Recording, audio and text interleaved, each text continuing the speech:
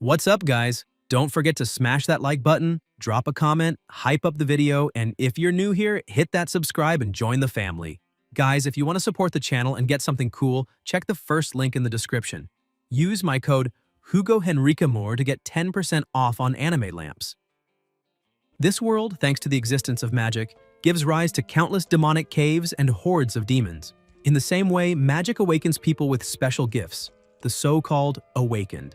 Among them is the SSS-class demon king, Belphegor, who commands the 5 elements, and also the strongest squad in the world, known as the Divine Corps. At the head of this group is Bai Yi, who has been leading it for 10 years. Several demons appear and rush forward to attack. The team's mission is to cleanse the demonic caves in the name of the supreme authority, the one called God. Yi takes the front line and charges at the monsters, declaring that the operation has begun. That is the 100th high-level cave they have faced. Right behind him is Ling Yue, the L-class lightning assassin of the Divine Corps. Without hesitation, she runs beside the captain. This mission was assigned to them as an L-class exclusion operation. The team's mage also steps in. He is Han Xiaoling, an L-class cloud mage. The L-class represents the highest level of existing difficulty. They advance convinced that once the task is done, they will be able to enjoy short vacations. Lucian, the team's supporter, casts his spells. He is the L-class star conductor. He increases gravitational pull by 200% and speed by 100%, strengthening the group. He also boosts gravity by 100% on the captain, making his attacks devastating. The pressure and thunder of the blows echo everywhere. Yi releases even more energy, devastating everything around him. Besides being the commander of the Divine Corps, he is also an L-class nuclear holy warrior. With ease, the group exterminates the enemies and confirms that the Demon King Belphegor was successfully defeated. Xiaoling shows annoyance, thinking that once again the battle ended far too quickly and without fun. Ling Yue tries to cheer him up, promising that later they would find demonic caves for him to vent his frustration. Lucian, of high rank, who had demanded the deployment of the whole team, questions the leader if he doesn't find it strange that everything ended so easily. Yi wipes his sword and comments that the information they had received said it was a special demon king, one with mastery over the 5 elements and a hidden ability. Ling Yue hugs the captain and with a teasing smile says that after this they can finally take vacations and asks if he will invite them for a banquet. She moves closer and suggests that instead of the banquet, it could just be the 2 of them. Embarrassed, Yi scolds her and insists that everyone will attend the banquet, as always, in the holy capital. The assassin feels frustrated, saying her ambush has failed again. Xiaoling also gets annoyed, accusing the captain of not understanding anything about women. Yi notices something odd and looks back, asking if a certain man followed them. The supporter answers that he had said he would handle the cleanup and didn't even fight the Demon King. Ling Yue remarks that he is always the slowest, and Xiaoling agrees, saying his talent is being lazy. Suddenly that man approaches and announces, "Operation Purge L." He raises his finger, laughs, and says, "Everything begins now." He then delivers a fatal blow to Xiaoling, leaving everyone in shock. He declares that this is the true mission God entrusted to him. Yi, overwhelmed with fury, tries to react but realizes he cannot move his body. The traitor reveals that all the captain's breakfasts in the past month were filled with paralytic powder. Roots sprout from the ground. It is the divine ability Flower of Forbidden Vines. He states that to eliminate the strongest, absolute preparation was needed. Yi, confused, asks what is wrong with him and if he has gone insane. Ling Yue screams, demanding to know what he is doing. The roots wrap around each member of the team, leaving them unconscious and disarmed. The man declares that this is nothing more than God's decree. Operation Purge Class L means eliminating Yi. He continues the attack, binding Lucian and Ling Yue with crushing roots before the captain's eyes. Then 2 roots pierce their bodies, killing them instantly. Ling Yue and Lucian fall lifeless, each with a hole in their body. Yi, filled with hatred and indignation, roars, not understanding why they are being eliminated, since the Divine Corps had never crossed any boundaries. What god, and with what right, did this to his team? The man who ambushed them stands up and tells the young captain that he is still naive. With quick movements, he disappears and reappears, striking the captain and saying that when God kills someone, no reason is needed. With that blow, the entire Divine Corps team is wiped out. Before his death, Yi asks if that means he was never truly a friend of the team, as they had spent 10 years together, practically as a family. The man laughs, questioning what he means by friend and family, and stresses that the captain still doesn't understand why he was chosen to do this. He says that since the first encounter, God had been moving those pieces, and the Divine Corps had never been more than pawns. To earn the captain's trust, who was the strongest there, he had to play that role for so long that it made him sick. The traitor gathers energy in his finger and fires another attack at the captain, bringing the operation to an end. May 22, 2125. All members confirmed dead. The L-class exclusion operation was concluded. With blood on his hands, the traitor walks away from the bodies of his former comrades, saying he will finally get his vacation. Yi, captain, and responsible for all those lives, cannot accept it. Even after receiving 2 fatal blows, his body still trembles. Suddenly, he hears a voice asking if he wants to make a deal. Yi opens his eyes and realizes he is in a dark place, chained. He looks around, asks where he is, gets up and starts walking, until a being appears before him and greets him. Yi is startled and asks if that being is Demon King Belphegor and how he is still alive. The demon tells him to stop being naive because an SS-class Demon King does not die easily. Then he releases an overwhelming power and explains that the entire space is his soul's domain and that the entire Naye Kingdom is his life force. He emphasizes that they are talking too much and need to go straight to the point, highlighting that he senses in the captain a hatred that matches his own. For that reason, he proposes a transaction. His hidden ability, called Regression to Life, can send him back to the distant past, giving him the chance to change everything. With a touch on the captain's shoulder, he offers this opportunity. The Demon King smiles and asks if he is interested. Yi remembers each of his companions and how happy they were, but the scene of betrayal and death before his eyes overwhelms his mind. Consumed by rage and the desire for revenge, he breaks the chains and swears he will kill the traitor with his own hands and that the gods will also pay with their lives. The Demon King smiles with satisfaction, saying that was the expected answer, and for that he will grant him another gift. He creates a heart in his hand and asks him to consider it a welcome gift. Yi asks what the price is, but the demon only smiles, and darkness envelops him again. A distant voice begins to call him, asking him to wake up. Slowly, he opens his eyes and sees a woman in front of him, shouting for him to get up. He's now in 2105, in the protectorate state of the Sacred Nation J in the high school division of the Awakened Academy. Surprised, he realizes he has truly gone back. He looks at his own hands and wonders if he is still before his awakening. The woman insists, complaining that sleeping in regular classes is bad enough, but dozing off before the ceremony is too much. She orders him to go to the back of the room. Yi is stunned to recognize Professor Huang and confirms he has returned to his school days. He stands up, walks to the back, and thinks that this can only be Belphegor's hidden ability, as unbelievable as it seems. He looks around, surprised to see classmates he hadn't seen in more than 20 years. The teacher returns to the front, bangs the desk, and orders everyone to focus, as they will continue the lesson. She explains that there are 5 elemental powers in that world: lightning, flower, cloud, nuclear, and star. Each person can contain only one of these elements. Snapping her fingers, a spell manifests before her, and the teacher reveals she possesses the cloud element, considered the rarest. Then she explains that depending on how the element connects to the body, it is classified into 3 categories: combat, support, and special. The combination of the 5 elements with these different roles generates countless professions. The strongest guild team in the school is formed by a star mage, a cloud warrior, a nuclear bard, and a lightning assassin. She stresses that she knows some of them have already surpassed ordinary people by awakening among millions, receiving praise since childhood at the peak of their abilities. However, she warns that this day is the most important of all, because there are few known awakened professions. Professions are divided from the lowest to the highest level: dust, ember, abyss, and celestial, and each student there has only one chance to awaken. Therefore, that afternoon, when it happens, the future and status of each one in that world will be decided. When the class ends, the protagonist walks through the school, reflecting that everything feels so nostalgic, since it was there that he awakened for the first time. Suddenly, a boy falls beside him, and he recognizes him as Four Eyes. He soon realizes that other students are bullying him, calling him useless trash for relying on artificial awakening. One of the boys steps on Four Eyes' hand and mocks him, asking how he dares block his path and implying that he thinks he's better than everyone just because he's about to awaken. The same boy releases a red aura, declaring that before a red-level awakening like his, everyone else is and will always be insects. This is Hong Qiang-sheng, a star assassin of unknown background. The protagonist watches and thinks that he has always been the school bully, for even in his past life, Qiang-sheng was constantly picking fights. Moreover, he seems to have some hyper-masculine genes, since he is always causing trouble. At that moment, the teacher intervenes, ordering Qiang-sheng to stop immediately, as this is a school, not a scene of violence. The bully retorts that it was the other boy who started the mess. Then he steps closer to the teacher and remarks that it isn't fair to reward her students with something as simple as bubble tea. He leans closer, whispering in her ear, asking if she plans on playing the heroine, hinting that if she weren't so pretty, she would have been fired long ago. Huang ignores him and goes to the fallen boy, asking if he is all right.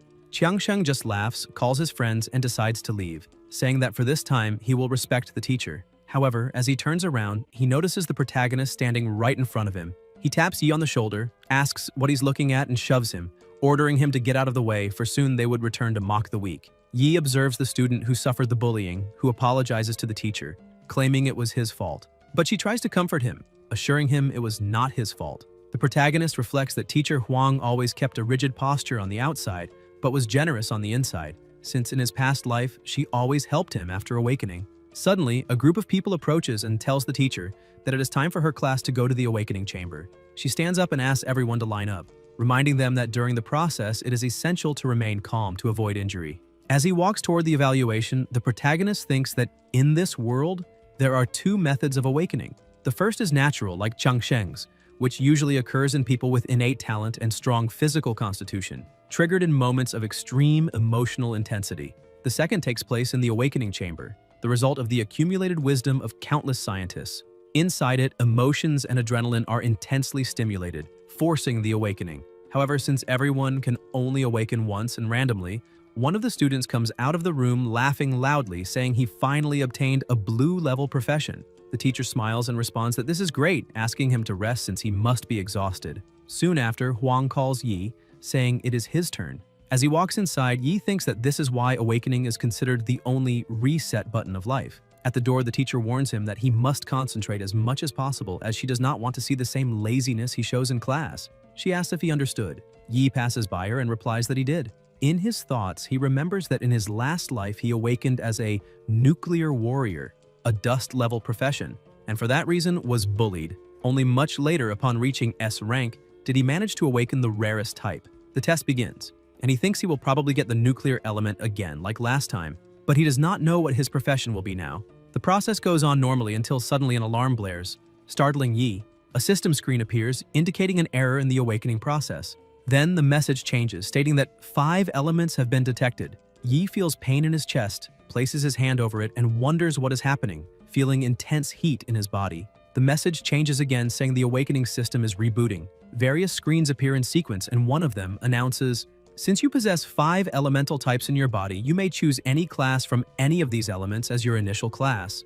Once a certain element accumulates enough power, you may choose to obtain a new random class for that element or use your original class. Yi is confused and questions what elemental accumulation means. Even without fully understanding, he deduces that not only can he choose his current element and class, but he will also be able to obtain new classes in the future. He realizes he can reach from dust to celestial, including even special classes.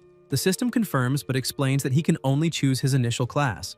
The next ones will be assigned randomly. Yi recalls that the Demon King promised to give him a push, and understands that this power is exactly the gift he received, the ability of infinite awakening. The system informs him that after he selects the initial class, all elemental bars will be removed, so his choice must be made with caution. Outside, the other students start worrying, asking why it is taking so long. Suddenly, Yi comes out of the room. Huang runs up to him, excited, and asks which class he awakened into. Yi lowers his head and apologizes, saying he will have to disappoint her because he awakened as a nuclear warrior of the worst quality, green. The teacher shows slight disappointment but quickly smiles again and tries to encourage him, saying that this is not so bad, since even among the green quality there are people who achieve extraordinary feats. She stresses that he must not give up, because the world will not abandon him. Yi replies that he does not need to be comforted like this, but Huang insists, saying she already knows how badly he must be feeling. She starts gently pushing him, patting his shoulder to cheer him up, and recommends he rest, since the process must have taken a lot from him. At that moment, Yi hears a sarcastic laugh. Qiangsheng, the bully, repeats the teacher's words exactly and continues mocking, saying he remembers how capable she was, but now she can only spout useless positivity. He claims she knows very well that reality does not work that way. According to him, someone of dust quality is destined to remain at the bottom. He steps up to Yi and asserts that the world works like this. The gods choose only the strong, while the weak exist only to be humiliated. Upon hearing the word gods, Yi begins to feel a deep rage. The teacher intervenes, demanding to know what Qiangsheng is doing there again. The boy answers arrogantly, saying that she already knows how it works. Those of dust quality can only sit in the last row to attend class from then on. She asks why, and he replies that this is society, without power, without history, without future, always relegated to the back row, abandoned by justice. For the strong receive resources, evolve, and become stronger, while from the moment a dust awakens, his fate is sealed. He can only become a low-level worker among the awakened. The bully asks if Yi truly believes that a dust class could ever be called a genius, emphasizing that changing life through hard work is impossible. He questions whether the protagonist really believes that lie. He keeps sneering, saying it is just like birth. The future is decided there. He claims that at that academy, awakening is just a reflection of that principle, and even asks the teacher if she doesn't agree, since being of the bright class, she is nothing more than a salaried worker and useless at the school. Then he turns to Yi and keeps mocking, saying that those of the lowest levels should just go home early instead of wasting government resources. Yi, unable to listen any longer, grabs the bully's cup and throws the entire drink into his face. Drenched, Qiangsheng furiously asks what Yi thinks he is doing. He answers simply that he doesn't like hearing irritating voices like his. Losing control, the bully lunges forward. The teacher tries to intervene but cannot get there in time. Qiangsheng activates the power star Thornstrixa, an assassin star, whose basic attack increases offensive power. He warns Yi to just wait for death, but Yi begins to focus energy in his hand, forming a sword and blocks the attack with ease, stunning the bully. With a simple motion, he throws Qiangsheng back in front of everyone. Fallen on the ground and injured, Qiangsheng can barely get up and glares at Yi, who remains standing holding the sword. All the students are shocked, asking how he managed to do that. Yi rests the sword on his shoulder and declares that he chose that class. The nuclear warrior comes with a basic light sword plus 20 evasion, and with a smile he says he is simply already used to it. Qiangsheng, laughing even while hurt, declares that Yi just got lucky, reminding him that he himself is a rare abyss-level rank, far above a dust rank like Yi. Huang, observing the scene, thinks it cannot have been mere luck. She recognizes that Yi used an advanced ability exclusive to warriors called Parry, which blocks damage at the exact instant it is received, and, if timed with precision below 1 second, can reflect all physical damage back to the opponent. She reflects that this technique requires a reaction time of 0.09 seconds, and that not even her own teacher mastered it after 10 years of intense practice. And yet Yi, a novice at the lowest level, managed to execute it perfectly on his very first day without any experience.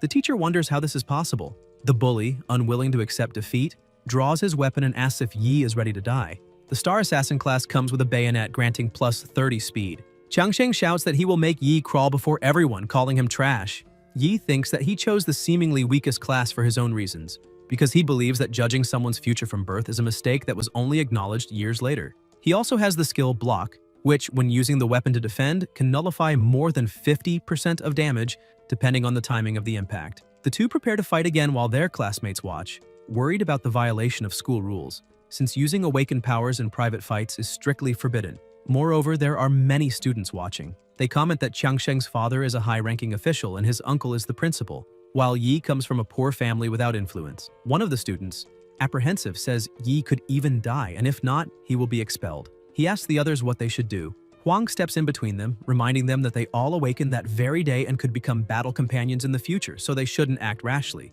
But before she can suggest a solution, Qiangsheng interrupts her, arrogantly saying that this must be a joke. He declares that the piece of trash provoked him in front of everyone, and now she is asking him to simply lower his head. The bully points his sword at the protagonist and says it's all useless, because even if he begs for forgiveness, he will make Yi understand the difference between a chosen one and a loser, since there is an insurmountable abyss between the two. The teacher reflects that, in theory, Qiangsheng is right, because the difference between qualities lies in attribute bonuses.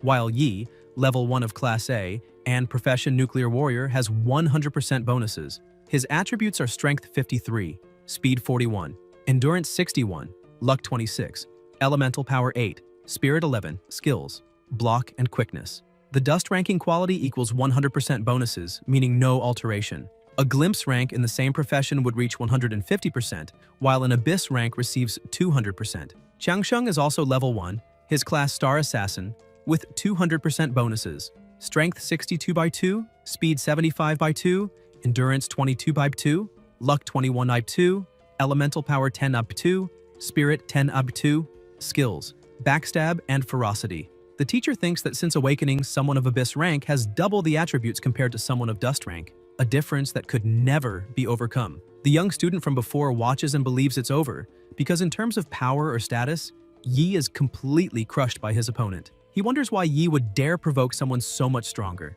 Since being mere trash, he could only be hated. He concludes that to survive in such a society, one must avoid problems. If that is not possible, then endure the humiliation, because only those who bow can bear the weight of confrontation. Changsheng charges, activating his ferocity skill, which increases strength by 32%, critical chance by 20%, and also grants 15% lifesteal. The teacher shouts, telling Yi to be careful. However, he remains still, waiting for the attack. Confused, she wonders if he intends to block again, but she knows the defense skill consumes a lot of stamina, and that Changsheng's attack power and speed are enormous. She thinks there is no way Yi can withstand it.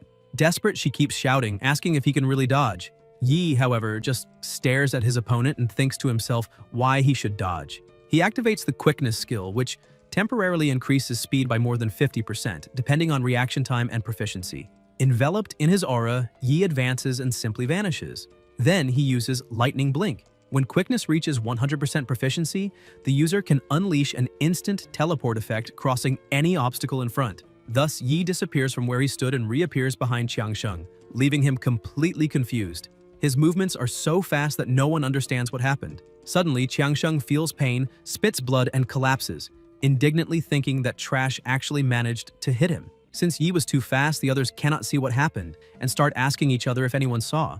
To their eyes, it looks like Changsheng simply slipped and fell. Four Eyes tries to hold back laughter, commenting on the pathetic scene. Even the teacher is confused, admitting that this time she couldn't follow his movements either. But a student standing behind analyzes more closely and concludes that, at the moment of the attack, Yi activated quickness and then managed to use the advanced form of the skill. Still, even he cannot identify exactly what Yi did to injure his opponent. The class president, Qi Yin, thinks that, in any case, the fact is that Yi defeated Changsheng with just one move and with absurd ease. She observes carefully and concludes that not only does he already master the use of basic warrior skills at their highest level, he is also capable of applying them in real combat, even controlling the situation to avoid breaking school rules before everyone. Yi remains standing, hands in his pockets, as if nothing happened, while the other students murmur, shocked, wondering what happened to Changsheng, since his opponent didn't even seem to move. To them, it is shameful. She keeps looking at the protagonist and asks what happened to him to make him so strong. The system appears before Yi, informing him that he gained 50 professional experience points, level 1 experience, 50 out of 1,000, elemental accumulation, landing a critical hit on an opponent of the star class, and element granted 50 star element points. Yi reflects that everything is happening exactly as he predicted. Fighting with his profession grants professional experience, and defeating enemies of a certain element generates points of that element. However, he thinks that 50 points is far too little and concludes that he must start clearing labyrinths as soon as possible. Trembling with pain, Changsheng glares at him and orders him not to dare leave. He picks up his weapon again and charges, determined to put an end to that trash, but a voice echoes ordering that it's time to stop. The bully trembles in fear. It is Hong Liang, principal of the elementary division of the Awakened Academy. He asks Changsheng if he hasn't embarrassed himself enough. The boy tries to argue with his uncle while Yi looks at the principal and thinks that he is that person. The principal declares that everyone must be tired after awakening and should stop turning this into a spectacle. Since it was the weekend, he authorizes the class to go home early, rest, and tell their families about their new professions. At the word home, Yi is stunned. The principal approaches him, reprimanding him and reminding him that the school strictly forbids such situations. However, Yi doesn't hear a single word. He thinks that, having just been reborn, he hadn't even enrolled at the start. But now, being 20 years in the past, it means everyone is still alive. However, on Awakening Day, May 22nd, 2105, something happened. Yi turns around and starts walking, ignoring the principal, who calls after him in vain. He only thinks that he could never have forgotten something so important. Suddenly, he takes off running, leaving Hong Liang speaking alone. Irritated, the principal turns to teacher Huang and reprimands her, demanding that she control her students better, warning that he will pretend nothing happened to avoid bigger complications. She bows and apologizes for what occurred. Later, in the principal's office, Changsheng is still upset, claiming Yi only won by luck, and that it would have been impossible to lose otherwise. But Hong Liang slams the desk hard, startling him. He asks if he has any idea what Yi did. He explains that at the moment Changsheng attacked, Yi used quickness and lightning blink, but that isn't even the most important part. In the split second before contact, Yi counterattacked at the weakest point of Changsheng's body, hitting with enough force to break his defense. And the entire sequence was executed using only basic warrior skills. The principal stresses that not even he, with 15 years of battlefield experience, could perform it with such perfection. His nephew's fight, he says, was as ridiculous as watching a professional player face a max-level elementary student, but using only a basic controller. This proves that the boy is anything but simple. Meanwhile, on the city streets, Yi runs desperately, reflecting that after being reborn beyond revenge, there is something he absolutely must do. Exhausted, he stops in front of a building and confirms to himself that this is exactly it. He remembers what happened 20 years ago and decides that he must prevent it from repeating, even if it costs him his new life. May 21st, 2105, at 6:07 p.m. A man laughed nonstop as he watched television, finding the program hilarious. His wife washed the dishes in the kitchen. Yi watches silently from the doorway. When he opens it, the man on the couch is surprised to see him and comments that apparently he finished class earlier than usual. Yi doesn't answer, only clenches his fists. He looks at the woman washing dishes and feels his eyes fill with tears. It was his mother, and at that instant he realizes that he is truly happy to see her alive. His mother turns around, moves her hands quickly, and with a smile uses sign language to say she prepared his favorite spicy noodles. Yi almost cries but manages to disguise it and replies that he would like to eat pickled fish. She signs that maybe tomorrow he can have it, since tonight she already made spicy noodles. Yi insists, begging her to please buy the fish today. His mother, a little surprised, says he is being impossible, opens the door and gets ready to leave. Yi says he will go with her, but his father, sitting on the couch, answers that she can go alone and asks if Yi has a problem with him, since he came home without even greeting his own father. The man stands up, reminding him that it is awakening day, and goes to the cabinet, telling his son to share the good news while he grabs a bottle of liquor. This man is Bai Lingsheng, currently level 26, of the Electric Warrior class with 400% attribute increase. Holding 2 bottles, he states that he finished work early and came home to celebrate with his son. Yi keeps his strange look and replies that he did not manage to awaken. He explains that everything went wrong, that at school the process took too long and he ended up not completing the test. His father, a little disappointed, asks why he came home so early then, if that was true. Then he comments that Dale's son awakened as a bright class and concludes that in that case, father and son are both useless. Ling Sheng keeps pressing, saying that his son should at least have become an Abyss class, reminding him that in his youth, he himself awakened as Abyss without any encouragement. His tone rises, and he throws in Yi's face that he works hard to support him. With murderous intent, he demands that his son say straight away what class he is. The two glare at each other. Yi starts to answer again, but his father smashes one of the bottles on his head, saying he already knows he awakened as dust. Completely losing control, Ling Sheng screams that Yi goes to school every day pretending it matters, but when he finally awakens, he turns into trash. He questions whether this is an attempt to disgrace him. Yi looks at his father and thinks that unfortunately that man is not just his father, but also a violent awakened, unable to control his emotions. Ling Sheng launches into physical assault, kicking and punching his son. While being beaten, Yi recalls that so much time has passed he almost forgot what happened on the day of his awakening, May 22nd, 2105, in his previous life. When his father found out he was dust class, he felt ashamed and dishonored, venting all his rage on him. His mother tried to protect him but was beaten for an entire hour, ending with a broken leg and a head injury that left her mentally unstable. Yi, weak and terrified, could do nothing but cry as he watched his mother lying on the floor. Back in the present, the protagonist is once again on the ground. He thinks that now he awakened as Nuclear Warrior Class E and chose that class for its special characteristics, but he still needs time to grow stronger. His father, standing furious, orders him to get up.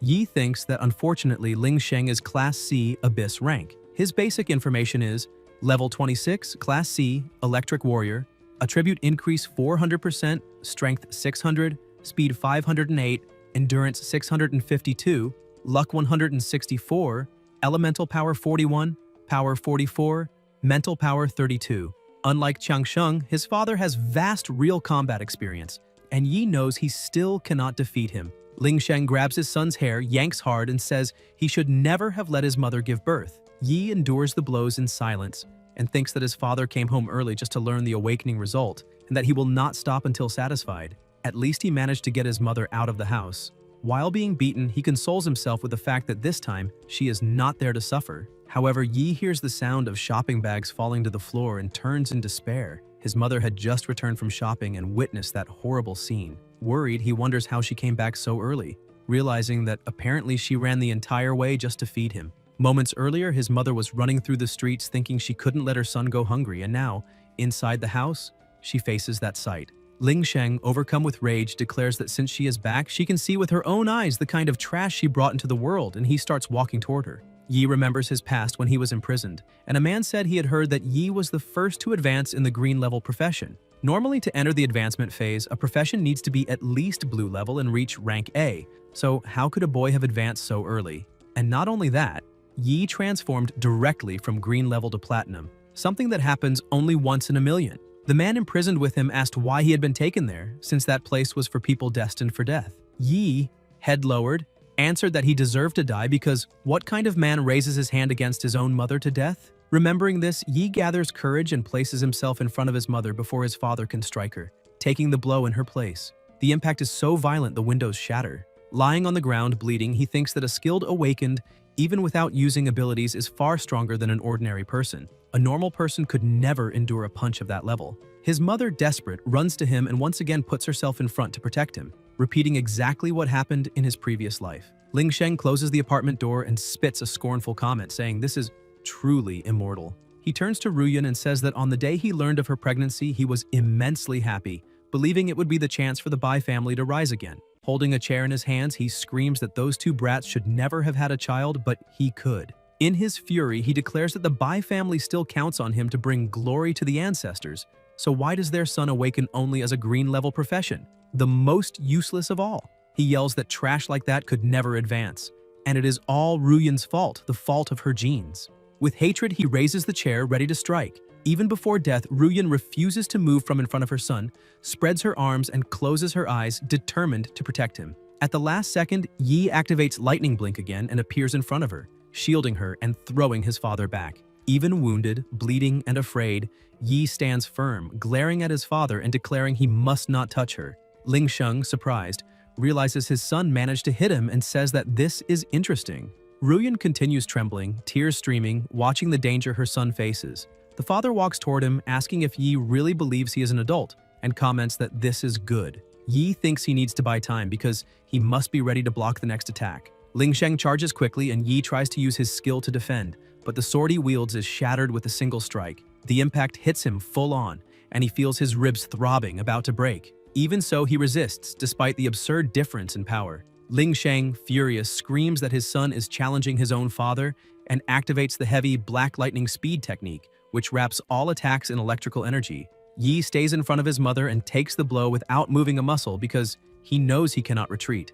Behind him is the one he most wants to protect. His father is impressed with his son's courage not to back down, but despises it, saying it is useless when you have such a weak profession, and declares that his son deserves to be beaten to death. Yi, wounded, in pain and afraid, does not take a step back and promises himself that this time, no tragedy will be repeated. Ling Sheng raises another chair, asking if his son thinks he is better just because he awakened, and shouts that he no longer knows who is the boss. Yi stands firm, while Ruyan hugs him tightly, trying to protect him with her own body. Then, violent pounding echoes at the door. Someone begins banging hard, demanding they open immediately. Ling Sheng halts the attack, irritated, and asks who is knocking at that hour to ruin his mood. Covered in wounds, the protagonist thinks that finally they have arrived. The father yanks the door open violently, shouting at the reason for the pounding. On the other side were the deputy captain of inspection, a red divine priest of rank A named Liang, and the inspection investigator, a blue divine priest of rank C named Chen Jinwu. Seeing who was at the door, Ling Sheng is startled and asks why the captain was there. Liang shows a document explaining they received a report that a wanted criminal named Snow had been spotted near that building and that they were conducting a house-to-house search. He asks if Ling Sheng noticed any suspects. The protagonist's father shows nervousness, but starts laughing, saying that Snow appears on television every day, and if he showed up there, of course he would be reported. The captain senses something odd since both the woman and the child were hurt and frightened. He asks if Ling Sheng's son is all right. The man tries to cover it up, placing his hand on the captain's shoulder and explaining that the boy fell when he went to buy groceries, and that it is nothing the vice captain should worry about. But Yi stands up and says that is not what happened, revealing that it was his own father who was beating them. Ling Sheng looks at his son with hatred. At that moment, the system appears before Yi, informing him that a very small number of awakened can trigger a second awakening based on their original profession, significantly increasing combat power. 18 minutes earlier, downstairs, Yi had called the police, reporting that he saw someone enter the Ziyue mansion building and that this person looked like Snow. He remembers making the call from a small shop across the street before coming up, and that upon receiving an alert about Snow, the security team would immediately respond with maximum force. He did not expect them to arrive so quickly, but he had enough time. The captain asks if what the child said is true. Ling Sheng tries to justify himself, saying his son is only joking, because how could he lay a hand on his own child? Just thinking about it would hurt too much. Yi insists, gets up, and details. He says his arm was struck by a stool, his head by a wine bottle, his shoulder by a kick, and his stomach by a punch. He emphasizes that all of these injuries could be verified right then. The captain is shocked by the account while the father grows even more furious.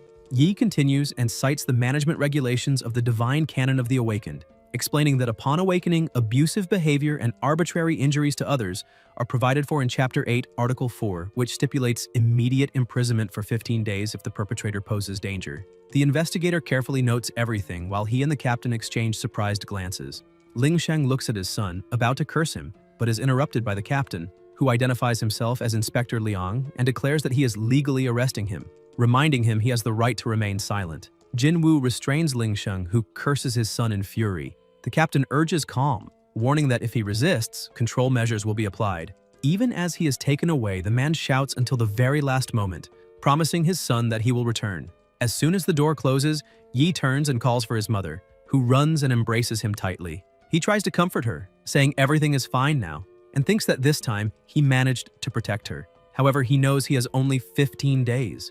He keeps consoling her, promising that was the last time it would happen, and believes he now has enough time to grow stronger. While holding her in his arms, Yi decides he will not accept that beating, for he had just stolen the key to his father's safe. This key, which in his previous life he only discovered after Ling Sheng's death, is what now can allow him to climb from rank E to rank C. Yi goes to his father's room, remembering that normally he hid this object inside the most secret safe, keeping it a secret even from the family. When opening the safe, Yi finds a weapon and thinks that with it, he might even try to solo a demonic cave, because currently only the caves allow profession advancement. The problem is that all are under guild jurisdiction, and only members have authorization to enter. The only caves he can access now are those managed by the school and the child-level demonic cave he knew in his previous life. He recalls the records: hidden caves, applicable levels, difficulties, and rewards. Standing before the entrance of a demonic cave, Yi steels himself. He must be the fastest and surpass everyone, no matter the cost. The Cave of Edayon is one of those places where monsters dwell. Occupations can enter, face creatures, and gain experience, improving combat power and increasing occupational level. The ranks are ED-CBA, May 22nd, 2105. Friday, 10:02 p.m. Inspection Detention Room. Ling Sheng is imprisoned, and the guards comment that this time the alarm mobilized the entire security team, even the vice captain. Some question if it might have been false. But the vice captain replies that when it comes to rebels, there can be no negligence, and stresses that if snow is really in the county on Celebration Day, it will be a serious problem. Jin Wu asks Liang if he heard that the captain would return earlier this time, but the vice captain cuts the conversation, stating it is not the time for that. Inside the cell, Ling Sheng tries to negotiate, asking them to be flexible, promising he will never repeat it. He even hints at a bribe, mentioning he heard the captain's wife was in recovery and saying he has a good friend who runs the best postpartum care center in Chuxi County. Liang stands up in fury, asking if he intends to continue with such absurd proposals, reminding him that he himself was once a guild member. As he leaves, he asks if Ling Sheng has any idea how he ended up in that situation. Trembling with rage, Yi's father releases his aura inside the cell. Jin Wu just laughs and comments that if the report does not check out, it will not just be detention, and advises him to rest, for he will be transferred to the prison of the awakened in the morning. Before leaving, he only tells him to stay quiet. Meanwhile, Yi looks at his mother lying down and thinks that in 15 days his father will be back, so he must get stronger before then. Demonic caves are his only option. He knows they can appear anywhere, as spaces parallel to the human world, accessible through doors that appear suddenly. Once detected, they are guarded by guilds since they contain large numbers of demonic beasts and rare resources, making them ideal for awakened to improve abilities. However, they are also extremely dangerous and require authorized teams. Yi places his hand on one of these doors and remembers that in his previous life, that cave was only discovered 5 years later, when it was already too late and demons had invaded the human world. An F-rank cave normally requires 3 E-rank awakened, while an E-rank cave demands at least 5 people, 3 of E-rank and 2 of D-rank. Without hesitation, he opens the door. Based on estimates, the chances of survival are low, but he must try. The cave has 90% presence of F-rank demons and is the lowest level hidden cave he can access now. Upon crossing, he feels the dense energy engulf everything, the entrance to a newly discovered cave. He extends his hand and reflects that these caves require cooperation between different elements and professions to increase the chance of victory, but he has no other choice. He must get stronger alone. as soon as possible. Releasing his aura, he advances into the darkness without fear of what he may encounter. Walking, he reaches a region of ice and snow, recognizing the domain of snow-type magical beasts. A noise alerts him, and he perceives the approach of a creature, an ice field bear, an E-rank magical beast. Yi is startled, for the chances of encountering such a monster in that E-rank cave were only 10%. Yi quickly turns, questioning whether that cave had remained undiscovered precisely because most of the beasts were dormant. At that instant, a sedentary blood forest wolf, rank E, leaps at him. The protagonist thinks that even a wolf like that has a level higher than his. Quickly, he manages to dodge and leaps back, but the wolf charges again. Yi raises his dagger and blocks the strike. The creature keeps attacking, but none can hit him, and when he sees an opening, Yi strikes with precision, cutting the monster in half with a single blow. He had defeated his first magical beast in that cave. Thinking about his weapon, Yi recognizes that this rank A equipment found in his father's safe would never be available on the common market. It was the piece that filled the gap in his current combat power. The weapon, called Aran, forged in Hunwu stone, was extremely sharp, capable of cutting iron like mud. Its attributes were Strength plus 150, Luck plus 50, Endurance plus 100, Lifesteal plus 20%, Armor penetration plus 20%. Yi knows that even with such a weapon, the beasts have high defenses, and that even striking vital points, it would still take 3 or 4 blows to bring them down. He sighs and thinks that he already misses the times when he was rank L. Then the system appears again, informing him that he gained plus 52 profession experience points and plus 50 elemental cloud points for defeating an enemy associated with that element. Yi concludes that to level up, he will probably have to defeat about 20 wolves, and that 10 levels are needed to move from rank E to rank D. Soon, noises echo through the cave and he sees countless wolves appearing before him. He thinks that the smell of blood attracted the entire pack and wonders if they are really uniting against him. Knowing he could be attacked at any moment, he decides not to wait. He launches the attack first. His strikes are accurate, critical at the monster's vital points, and his dodge skill helps him evade attacks, opening space for precise counterattacks. Yi keeps advancing, eliminating the wolves one by one until he prepares a final strike. Concentrating energy in his body, he leaps and dashes through the pack like lightning, slaying them all at once. However, after the slaughter, an even larger wolf appears before him. Yi realizes it is the new alpha of the pack. Without hesitation, he charges, and after a sequence of attacks, he manages to defeat it as well. Exhausted, he thinks he is now ready to update his rank. The system confirms. Maximum experience reached, Yi rises to level 2 of rank E. Then he receives 12 attribute points to distribute. He distributes the points, but breathing heavily reflects that he has slain only 20 wolves and is already exhausted. His body is still far too fragile for an aspirant to rank A. Moreover, he urgently needs a dimensional backpack, or he will have to abandon many of the items dropped by the monsters. Yi holds one of the drops, a snow wolf diamond, an extremely resistant material used in forging weapons with spatial minerals. The market value of such a stone is approximately 10,000 yuan. Walking through the cave, Yi reflects that to access high-level demon lairs, the only entry is through the Guild of Gods. The school is subordinate to the guild and serves as a talent selection ground for its teams. The goal of nearly every student is to become strong enough to be chosen by a guild. If they are discarded, that can mean stagnation for the rest of their lives. He remembers that this is exactly what happened to his father. Excluded from the team, he was forever stuck at rank C. Yi looks around, realizing that his solo progress is too slow, and that the longer he spends there, the more energy he consumes because of the low temperature. Suddenly, he sees a new wave of wolves approaching. He starts running, reaches a nearby forest, and begins cutting down trees as he flees. The sound of falling trees attracts not only more wolves, but also another creature. Yi stops running, takes a deep breath, and faces the monsters gathering around him. Exactly what he wanted. He watches all the enemies surrounding him and decides he must resolve it in the most practical way possible. Suddenly, an explosion shakes the cave and Yi turns in alarm, thinking that all the commotion he caused had awakened all the dormant monsters. If that was the case, that giant bear should also already be awake. The ground begins to tremble with heavy steps, and the Trunda bear appears, crushing smaller beasts under its paws. It is a level B creature, a gigantic, cloud-type demonic beast. The system shows an alert. The bear is in a state of rage, will attack any target indiscriminately, and its damage is increased by 20%. Yi smiles, for this was exactly what he wanted. The bear would draw all the aggro, allowing him to simply dodge and finish off the stragglers. With this strategy, he begins eliminating monsters one by one, taking advantage of the bear's attacks. Even though it is a higher-ranked creature, the bear still has little reasoning, and this favored his plan. Yi advances, cutting down distracted enemies, but realizes his body is being consumed quickly. The energy cost is still absurd. Tired, he raises his sword and decides it is time to move to the next phase. They were standing on a layer of ice, and Yi had analyzed the environment from the start. This was not a frozen lake, but a suspended ice bridge between two channels. When the bear and the pack charge together, Yi drives his weapon into the ice and murmurs that it is time for everyone to fall. The ground begins to crack, fissures spread, and in seconds the bridge collapses. Most of the monsters plunge down and the system begins recording the experience gained in succession. Even the Trunda bear falls, leaving only a few enemies on the surface. Yi thinks that with this move he eliminated the vast majority, and now he only needs to deal with the remainder, consuming the least amount of energy. The system displays a new achievement. Title acquired, 1 against 100. Effect: when facing multiple targets, all attributes increase by 10%. Still panting, Yi reflects on something he had been thinking from the beginning.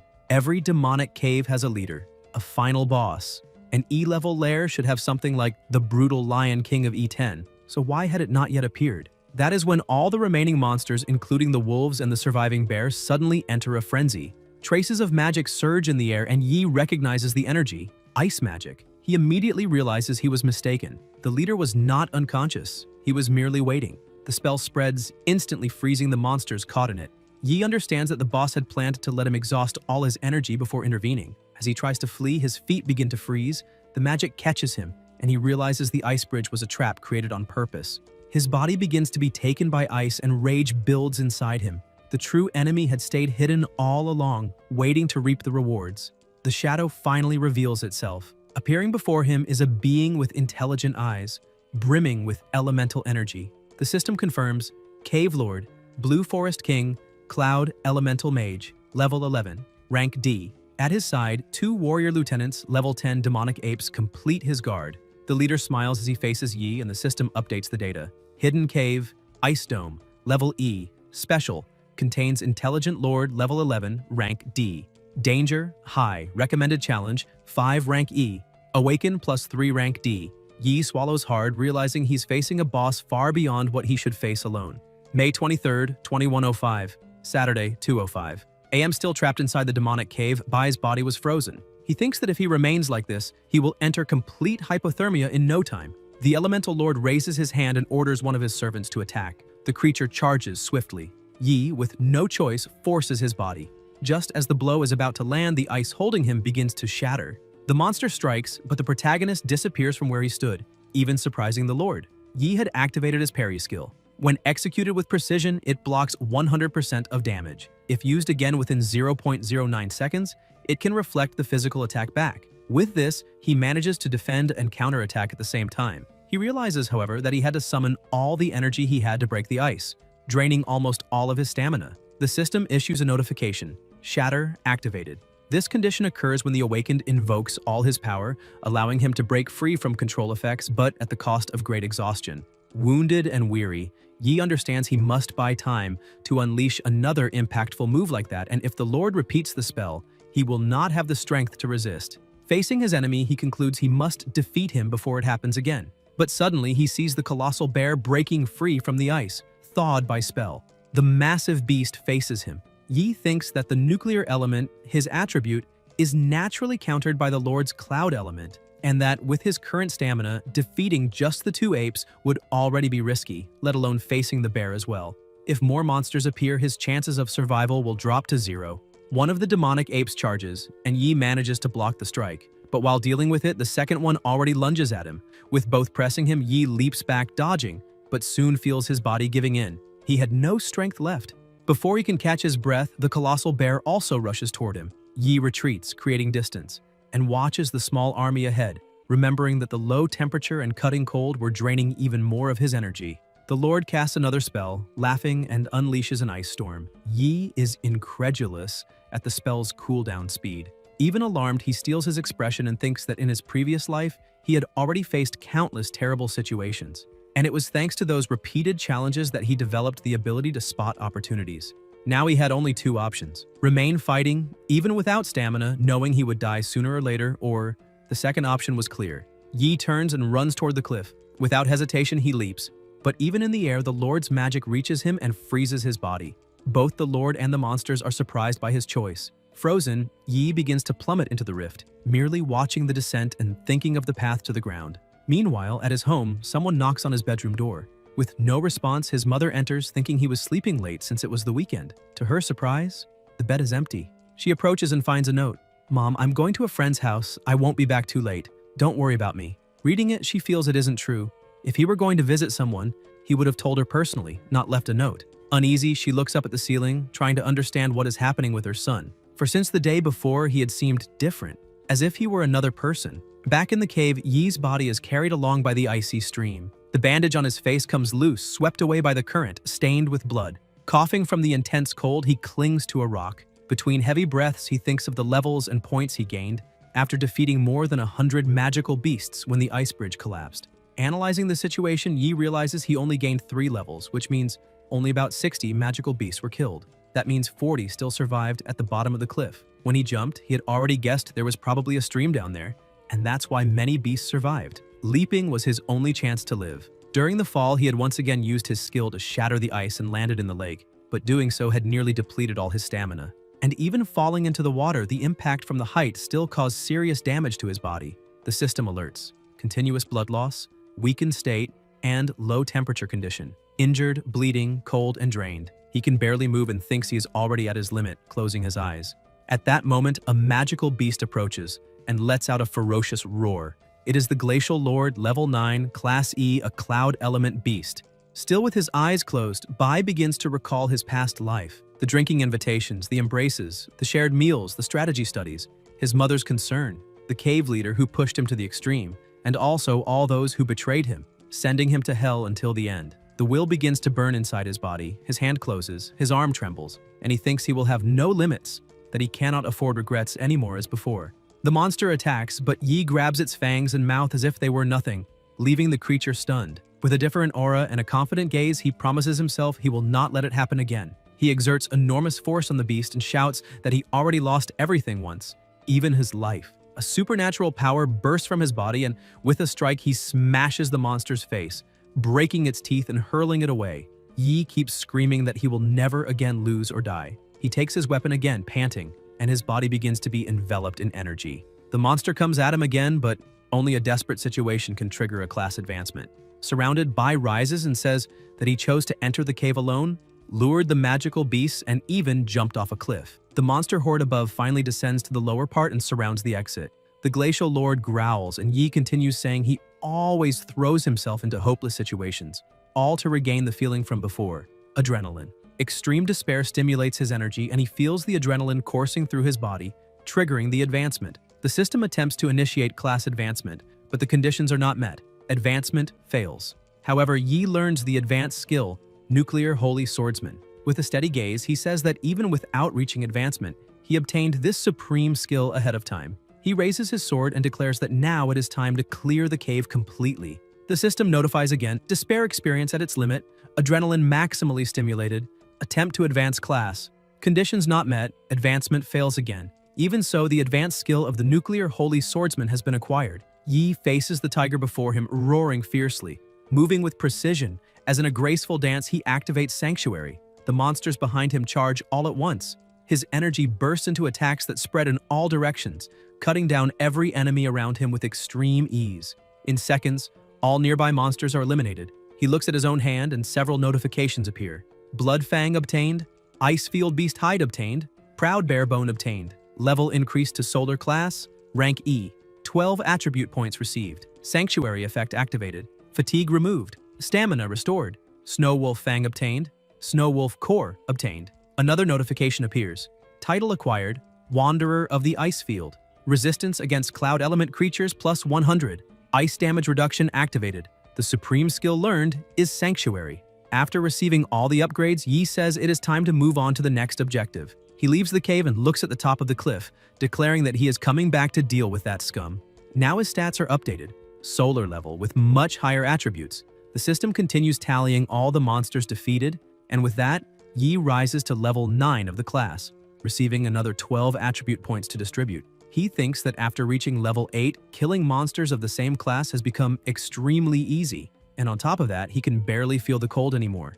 The system notifies that the effect of Wanderer of the Icefield is active, increasing resistance against cloud element creatures and reducing ice damage. He also possesses the Sanctuary skill, which stores all accumulated damage and releases it all at once against a group of enemies. However, it can only be activated after enough fatigue and damage have been accumulated. Thanks to this, his stamina is fully restored. While climbing the cliff, Yi thinks that he does not know how much time has passed inside, but he must finish soon. Otherwise, his mother will be very worried. A short distance away inside a hut, the cave lord was seated, surrounded by his ape guards, resting peacefully. Suddenly, he senses something approaching and his hut is attacked. Bai had reached level 10 of the class, the maximum level of his current category, after successfully defeating the restless bear of the ice field. He declares that finally, they are face to face again. Still on May 23rd, Saturday, at 11 p.m., in his home, Yi's mother looked out the window, worried, asking where her son had gone and why he had not returned yet. She had already prepared the meal and pleaded for him to be safe. Back in the cave, Yi attacks the hut where the leader was resting, throwing the carcass of the giant bear before them. He stares at the leader, who orders one of his subordinates to advance. The demonic ape charges, but this time the situation is completely different. Bai defends with ease and with a single strike cleaves the ape in half, leaving even the chief surprised at his current strength. The leader realizes he has lost control of the situation. He once again summons his ice storm, but this time, it has no effect at all. Yi simply advances.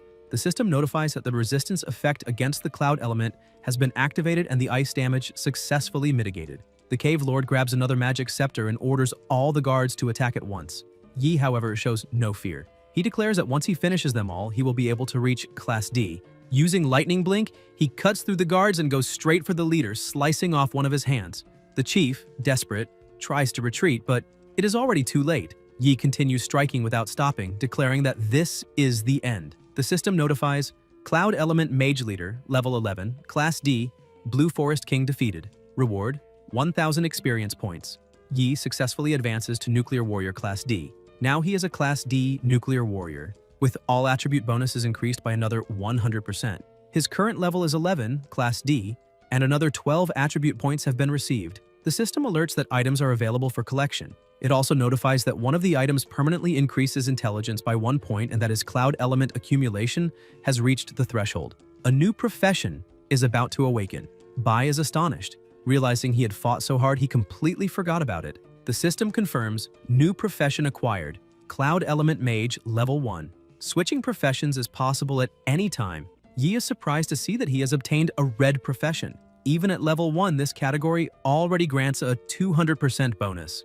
He compares his attributes and concludes that they are already on par with his level D warrior class. In addition, he obtained the Class D mage weapon, Magic Stone, which grants plus 40 elemental power plus 40 spirit and increases area of effective spells by 50%. He also received a Class D magic pouch capable of storing up to 20 items. As the demonic apes watch, Yi crouches and calmly gathers the items scattered across the floor, leaving them all shocked. His aura now turns red, and he says that in this case, only a few small cleanups remain in this place. His eyes begin to change color and his strength intensifies even further. The system notifies that the change to Cloud Element Mage has been successfully completed. Ready for combat, he declares that he would like to try out this new profession he had never used before. Outside at his home, it was already May 24th, Sunday, 5 a.m., and his mother still had not slept. Sitting on the couch, she waited desperately for her son's return. Exhausted and drained from staying awake so long, she clutched her arm while remaining motionless. Suddenly, the door opens, and she hears the sound. With tears in her eyes, she rises quickly upon seeing that it really was her son. Entering, Bai closes the door and apologizes for making her wait so long, but she only runs toward him and hugs him tightly. Unable to hold back her tears, she clings to him, while Bai says that she stayed awake all this time and didn't even eat. At that moment, amidst the emotion, he says he has a good proposal for her and asks if she would like to hear it. Yi uses the magic pouch and, besides his essential weapon, manages to bring along a dozen of the most valuable items. He meets with a man and hands over these items for appraisal. The man examines a core in his hand and says that in the future it could sell for 800, but Yi replies that he wants 8,000. The man is stunned, shouting, asking if he's joking and if he really wants that much for such a small core. Yi quickly snatches the core back, saying that if he doesn't want it, that's fine. The man tries to negotiate, asking him to wait, explaining that he can't just demand such an extraordinary price, and makes an offer. He'll pay 2,000 and take everything. Yi counters, saying he would do it for 5,000, but the man insists and offers 3,000 for the piece, claiming it's his final offer. The protagonist raises from 5,000 to 6,000, leaving the buyer confused and asking why he increased the price. Yi keeps going from 6,000 to 7,000 and desperate. The man accepts, only begging that he not raise it any further. Deal closed. Yi walks away satisfied with the money in hand. He thinks that in his past life he met many brokers of magical minerals, and therefore knows how to sell such items for good prices. As he walks and looks at the money, he thinks that with this amount, he can rent a great place for his mother. Quickly, he takes Ruyun to see a new home. She is dazzled, and Yi remembers that in his past life, his mother never had a single day of happiness. In this life, he promises himself he will do everything so she can enjoy herself and live well. Seeing her smile, he goes to the agent and makes his offer. He will pay 3 months' rent, 15,000 per month, with services and fees included. The agent accepts, praising his decisiveness. However, his mother worries, saying the amount is far too high. On May 24th, 2105, Sunday, 8 p.m., in the new rented apartment, Ruyun prepares dinner. Smiling and humming, happy as can be. Yi passes behind her, observes the scene, and smiles, thinking that it had been a long time since he had seen that light in his mother's face. Relieved, he goes to his new room. Sitting on the bed, he reflects that the matter of housing is resolved. He managed to rise to Class E and even gained a new profession. With a small knife, he begins carving a magic stone and thinks that, although his father is still in prison, he cannot lower his guard. Until that matter is completely resolved, he cannot pursue vengeance without restraint. He finishes carving and creates a bracelet, reflecting that tomorrow is the day to return to school. The bracelet, made from magic stone, is a rank D weapon called Unyielding Stone, capable of polishing and channeling magic, plus 40 elemental power, plus 40 spirit, and plus 50% spell area of effect. Confident, Yi thinks that now it's time to find that thing. May 24th, 2105, Sunday, 8 p.m. Elsewhere, Changsheng emerges from a portal with his team, all exhausted. They remark that the young master has improved greatly. A girl approaches, trembling, and offers water, asking him to rest, but he treats her harshly, shouting, slapping her hand, and knocking the bottle down. Impatient, he orders them to move on to the next labyrinth, recalling Yi and thinking that no one will evolve faster than him. Changsheng had reached Astrological Assassin Level 3, Class C, and believes that in the combat simulation test he will show everyone who the true genius is. Somewhere else, a woman watches from a window while reading a document. She comments that there is not a single gold profession among the newly awakened this year and concludes there is nothing to expect from the simulation test. May 25th, 2105, Monday, 7:30 a.m. In the rented apartment, the table is set and Ru Yun, happy, joins her son for breakfast. Yi eats quickly and complains that she didn't wake him up. She replies that he was sleeping so deeply she preferred to let him rest and asks him to eat slowly, reminding him there's no problem being late once in a while, caressing his head to reassure him. She begins caressing his face and Yi smiles, thinking that she really is right because it had been so long since he had slept so well, and he had never had such a peaceful breakfast at her side. Suddenly, Royun slaps his shoulder a little harder, startling him, and he asks what's going on. She asks if he would like to receive something, maybe a toy, a book, or even an electronic device. Yi laughs, confused, and questions why, out of nowhere, she wants to give him a gift. His mother points to the calendar and reminds him that his birthday will be next Friday. He is shocked and surprised to realize that June 5th is his birthday. In his past life, it had been a long time since he celebrated that date, for after his mother's death, there were never celebrations again. As the years passed, he eventually forgot his own birthday. Yi clenches his fists on the table and keeps eating, asking himself if there is anything he truly wants. Looking at his smiling and happy mother, he realizes that, for now, he already has what he desires most in the world. As he finishes his meal, he thinks that now it's time to complete his next objective, and, with a cold gaze, decides the moment has come to put an end to that man. Soon after, at the affiliated Academy for the Awakened, one of the evaluators asks if the students rested well after the weekend, and states that they now need to begin preparations for the combat simulation. He explains that probably none of them understand the importance of this evaluation. He stresses that in that elementary academy, directly subordinate to the Divine Eagle, every move they make will be observed. The combat simulation is the first stage where they will present themselves after awakening, and the battle will serve as the graduation assessment, broadcast live in its entirety. The evaluator explains that the student with the best performance will have the chance to participate in the training pilgrimage with the high school division. This pilgrimage is the annual and most direct opportunity to make contact with the Divine Eagle, as it brings together the most outstanding students of elementary and high school for a trip to the Shangui Nation headquarters. Yi thinks about the Divine Eagle headquarters, remembering that it was there he met his master, and also the birthplace of that person. However, that person and his master never met, because he only joined the Divine Corps after Yi was already part of the team. He begins to fixate on the idea that to find that person again, Obtaining a high score in the evaluation and entering the training pilgrimage is the fastest path. One of the students shouts, reminding that the simulation will already be next Friday. Though afraid, he says he's excited, with blood boiling. The bullied student comments that he heard the simulation takes place inside a labyrinth and asks if it's true. The teacher points to the side and announces the start of official training, explaining that the first stage is physical conditioning. That room is a gravity room, and everyone must begin with 10 sets of bus runs. One student gets excited and says he will do 20 sets. Yi just watches in silence, following the line until he approaches the teacher. At that moment, he declares that he does not want to use that training room. The other students are surprised. The teacher confirms his name and comments that he heard about the conflict with Jiangsheng last week, but warns that he cannot simply skip training just because he won with a red-quality profession. Yi replies that he would like to undergo specialized training. Even the teacher is surprised and asks what he means by that, implying that Yi is questioning the teaching methods and physical conditioning itself. Yi explains that physical conditioning is essential for most awakened, and the gravity room is not a wrong choice. However, he stresses that bus runs are suitable only for professions like warriors and assassins, which require speed and coordination. But not everyone needs this type of training. He adds that mages and enchanters, for example, should prioritize the elements room to train control over elemental power. Each profession has different attributes and habits, and therefore the training focus should vary according to need. The teacher begins to get irritated, saying that apparently Yi is trying to teach the teacher to do his own job. Qi Yin watches the situation and thinks that the training method Yi described is exactly the same mentioned by Dongyang, the Divine Core training officer. She remembers that this was proposed by him recently, and if her father hadn't brought the video back, she wouldn't even know. That's why she can't understand how Yi had the same idea as that man. The bespectacled boy tries to warn in a low voice, saying that even if Yi is right, he should be more careful with the teacher's feelings, since he is the most qualified trainer at the school and cannot be contradicted like that. The teacher places a hand on Yi's shoulder, frightening the bespectacled boy, but to everyone's surprise, he begins to smile and says that the method Yi mentioned really does sound interesting. He admits it was he who didn't pay enough attention to notice it.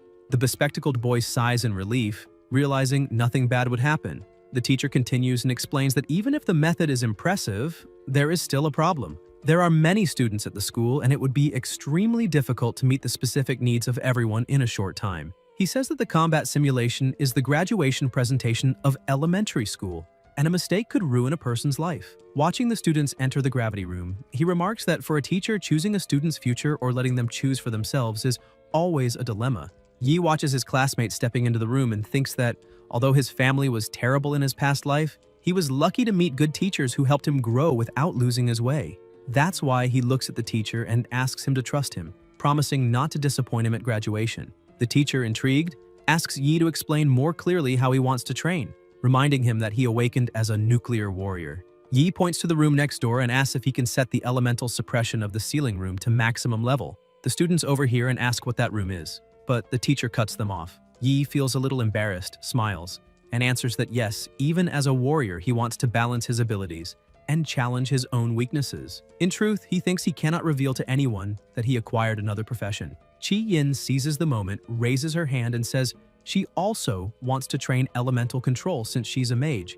The teacher sighs, rubs his head, and replies that it's fine as long as she doesn't embarrass him in the final evaluation. As they head to the training room, Qi Yin invites Yi to train with her, but he refuses, saying he prefers a private room. She insists, asking if it wouldn't be more practical to train as a pair, but quickly realizes she's been rejected and asks if he really turned her down. Yi just confirms and moves on. She comments that this behavior makes her even more interested, while the boy with glasses only watches. He crouches, tired, and asks the teacher if he can rest, but receives a slap on the shoulder and a refusal.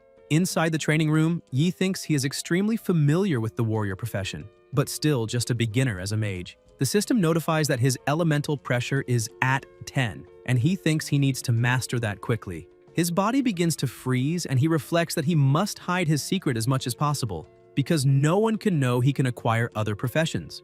The system indicates elemental suppression at 30%. Yi thinks that this school is under the jurisdiction of the gods, and they will know of his every move. His body keeps freezing, he closes his eyes, enters deep concentration, and thinks that if he reveals his secrets too early, he will become the target of those people. As for his classmates, he decides it's better not to get involved. In the other room, Qi Yin also focuses on training, telling herself she cannot let Yi surpass her again, though her elemental suppression was set to just 1%. At the end of the day, after classes, Yi was heading home when two classmates asked him to wait. He doesn't answer, only thinking that those two keep following him. They shout for him not to walk so fast.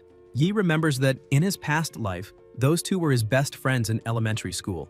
Since they all suffered bullying and stayed at the back of the school, they started hanging out together after classes. He recalls the time when, after evaluations, the three were always in the last positions, concluding they probably wouldn't make it to high school. For Yi, that was the only happy period in elementary school. Now, however, he gets on his bike and pedals faster, reflecting that in this life his only goal is revenge, and friendships would only hold him back. Besides, there's still that special person. The two classmates watch Yi moving away. One of them asks what's going on since he ran off alone again just like last Friday, and recalls that they thought they were an unbreakable trio. The boy with glasses comments that Yi seems stronger, stressing that after awakening he suddenly became much more confident. He lowers his head and wonders why someone on a bike would wait for those on foot. Ahead, Yi is stopped, waiting for them. He recommends the two get a lung exam when they have the chance.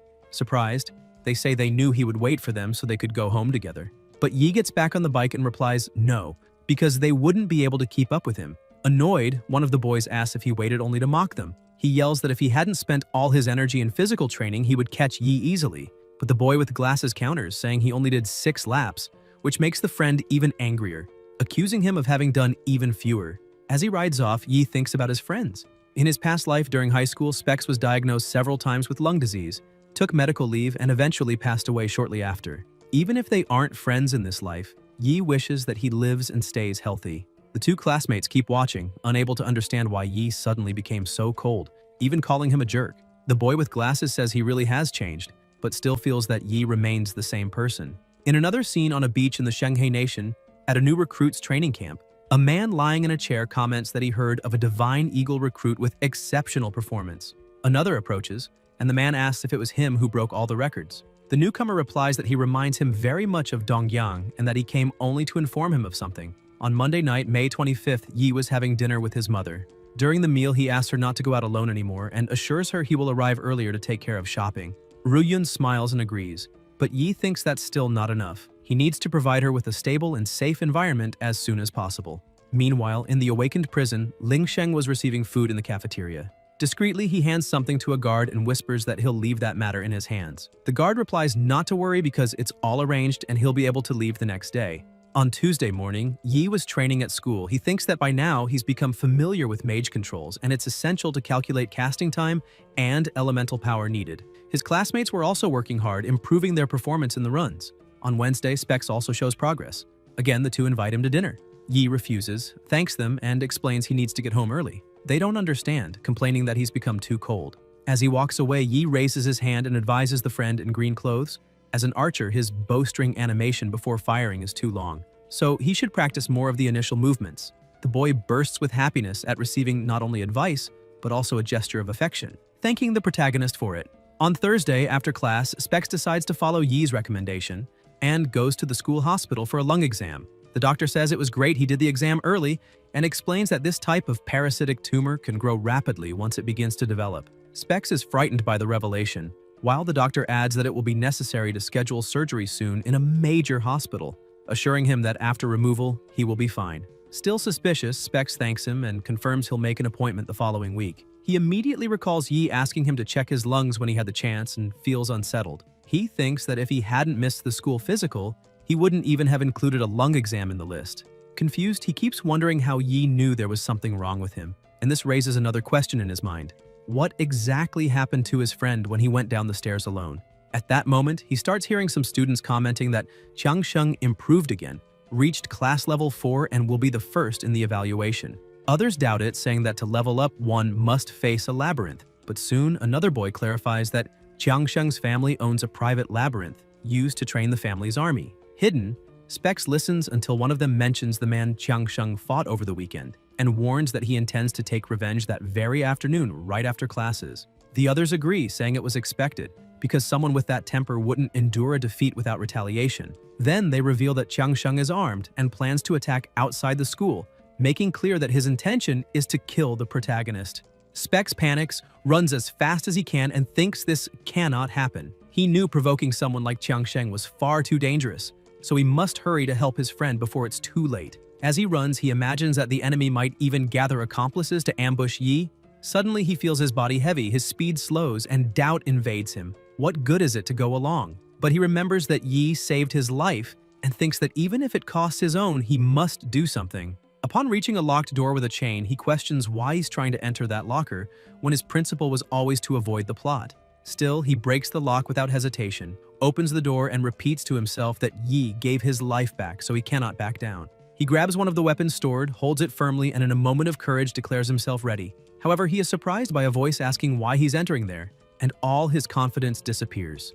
Trembling, he looks back and sees Chi Yin. Confused, he hears the girl ask the reason for his hurry, until he shouts that he needs to save Yi. She is shocked by what she hears. Meanwhile, the protagonist walks alone through an alley on his way home, realizing that he is being followed. He stops, stares into the empty space, and orders them to come out, revealing that he had already known about the pursuit since leaving school. Changsheng emerges from hiding wielding a sword and emanating a dense aura, declaring that he came to settle the score from the weekend. Yi glances over his shoulder, annoyed, and asks if Changsheng really believes he can defeat him. The rival responds with a shout, activates Accelerate, and charges, saying he didn't train all this time in vain. He then uses Blink backwards and appears behind Yi, ready to deliver a fatal blow. Without turning, the protagonist materializes his weapon, and, with a simple arm movement, intercepts the strike and splits Changsheng's sword in half. The opponent is stunned, unable to believe Yi's attack power is so superior to his own. Yi releases his energy, his empty and irritated gaze fixed on the adversary, and asks if Changsheng really believes he's the only one who got stronger. He then moves his dagger with brutal speed, so fast the opponent cannot react, slamming him against the ground. Yi drives the blade into the ground beside the fallen body, making clear the difference between them. Changsheng immediately realizes what he hadn't noticed before. Even though they are the same age, the young man before him is someone unreachable. After so many hours of training, Yi reached a growth level that seems divine, something immeasurable. Still confused and humiliated, Changsheng asks if Yi also leveled up, what his current level is, and how it's possible to have gained so much power in so little time. He begins shouting that it's impossible because he himself trained beyond school, sacrificed himself, and reached level 4, and yet Yi is faster and stronger. Yi remains silent, stares at him seriously, and calmly pulls the dagger from the ground. He brings the blade close to Changsheng's neck, murderous intent visible in his eyes, and asks sharply if he's ever died before. The rival, proud even in disadvantage, replies that Yi should stop with the act because he is clearly in his hands. He says he can kill him, torture him, do whatever he wants, since he always despised him. Yi agrees but emphasizes that contrary to what he thinks, he doesn't hate him that much. The answer shocks Changsheng, who opens his eyes wide. Yi continues, saying that he noticed he was followed there, but that Changsheng didn't set up an ambush or call for reinforcements. He came alone. Grabbing his enemy's neck, he states that this can only mean Changsheng just wanted to test his strength against him. Changsheng, filled with fury, retorts that it's no time for empty talk.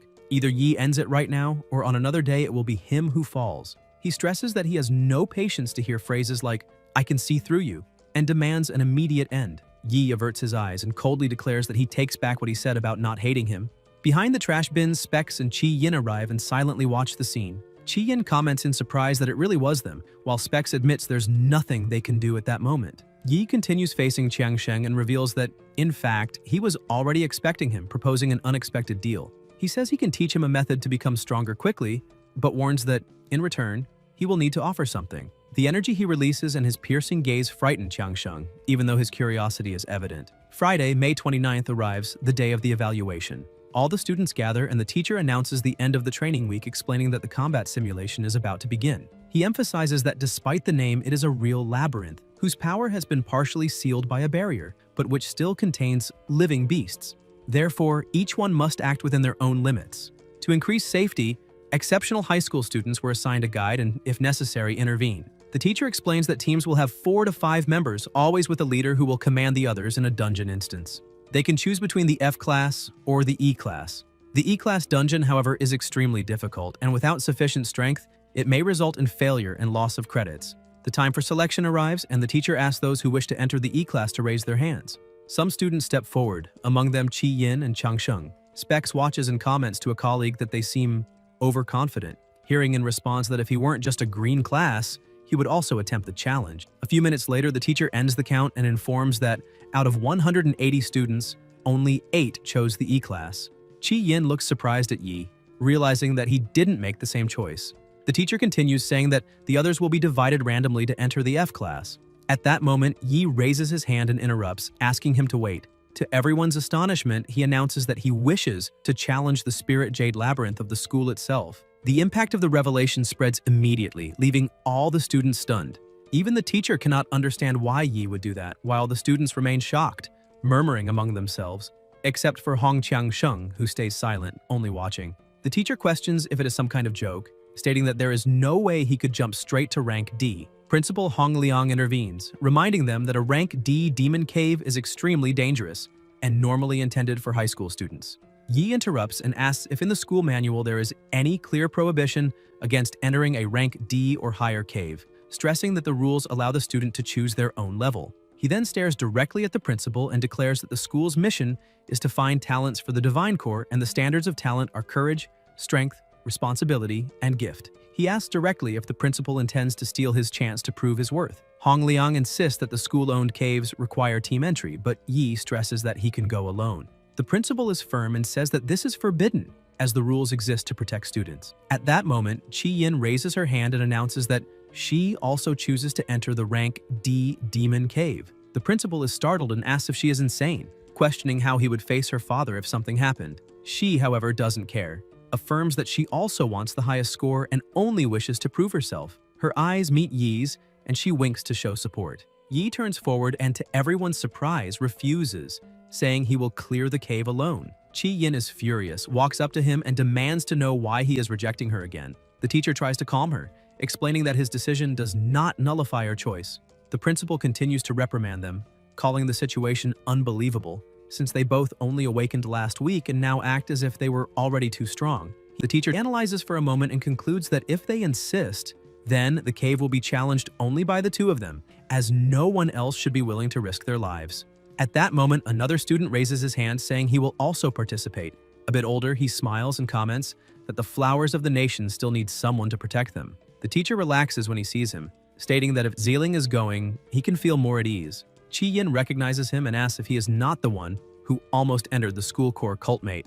Yi and Ziling lock eyes for a long time. The protagonist reflects that he had never heard of him in his past life, while Ziling smirks with disdain, thinking that Yi is just another reckless peacock showing off in front of everyone without even measuring his own worth. The teacher leads the teams to the front of the portal, explaining that since they are already defined, the test will begin immediately. He emphasizes that there will be professional teams broadcasting everything live, and every action will be recorded. He asks everyone to give their best to achieve the highest score possible.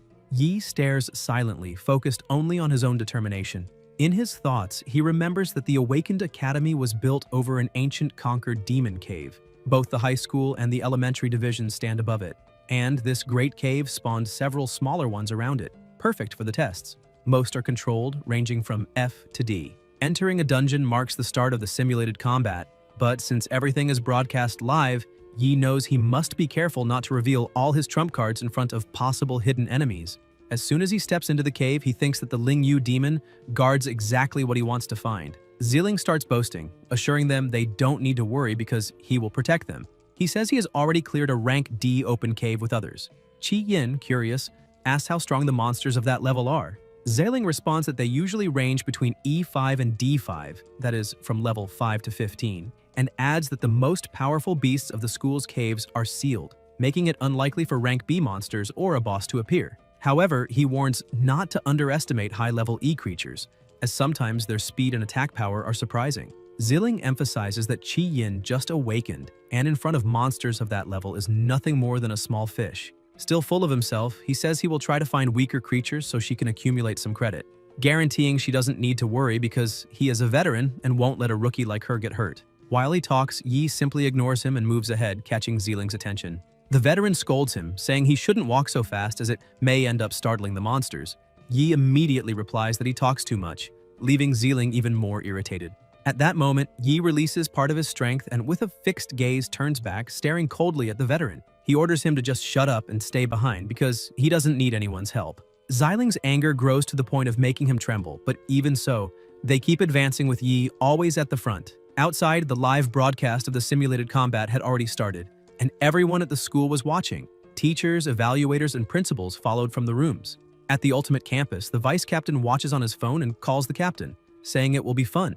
One of the rookies chose a rank D dungeon. The captain, surprised and curious, asks what the rookie's class is.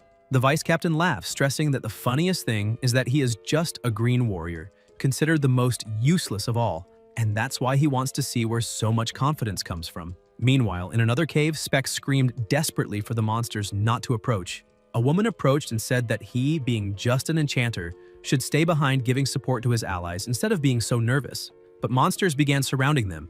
F-class bats, a violent F-class cat, vicious fangs, and even an E-class Estafurgan. Specs remained terrified, questioning why even an F-class dungeon could be so frightening. In another E-class instance, a group badly wounded tried to recover after facing a horde.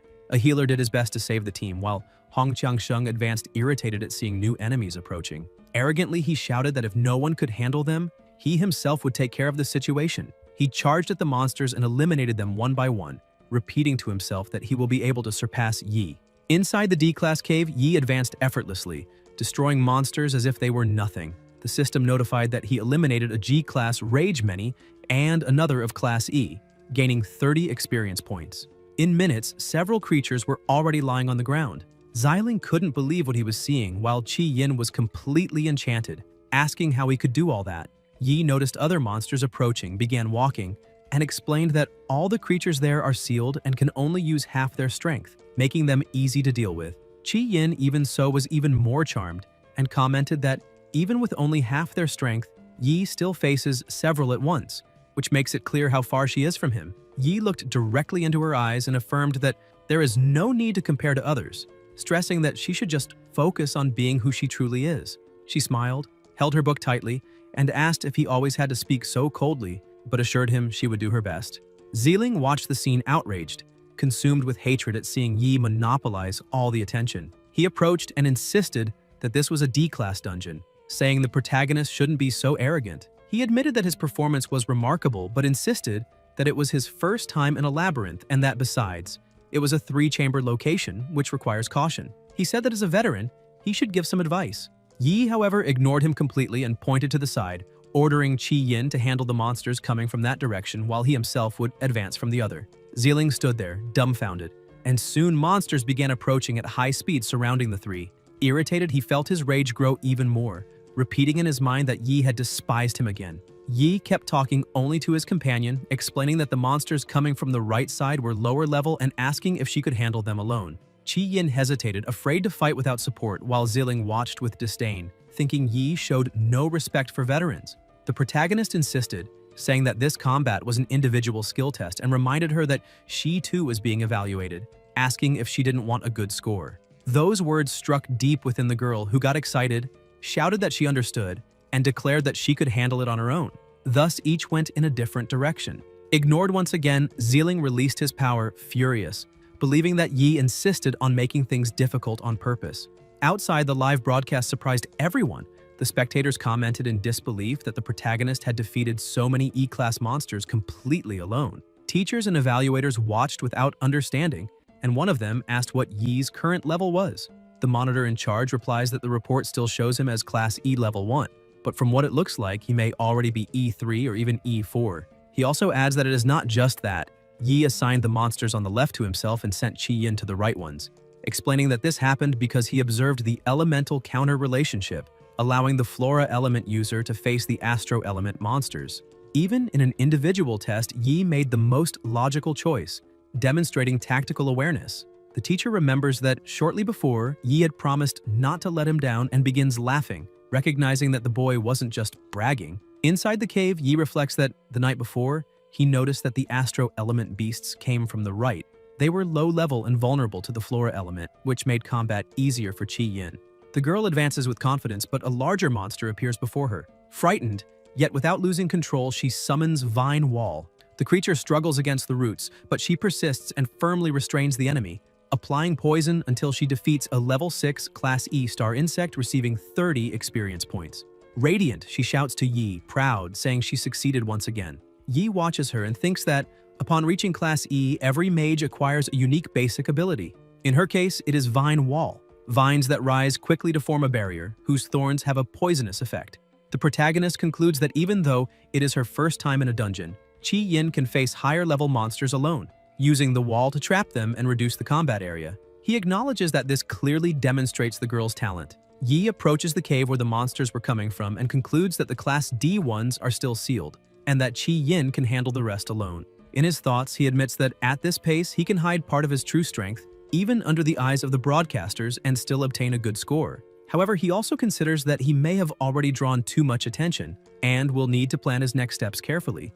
Xiling, consumed by rage, insists that Yi is far too arrogant for completely ignoring him, even though he is the veteran. He then decides to act on his own. He raises his bow, aims in Qi Yin's direction, and fires the light arrow skill, saying that now they will have to deal with that. The arrow flashes past the girl and strikes deep inside the cave. Qi Yin turns, confused, not understanding the reason for that action, and Xiling tries to deceive her, claiming he just wanted to give a buff, asking why she would think otherwise. But soon, a roar echoes from the darkness and a monstrous shadow emerges. An immense two-headed lion charges quickly toward Qi Yin's back. The creature is a two-headed Karina, level 11, Class D.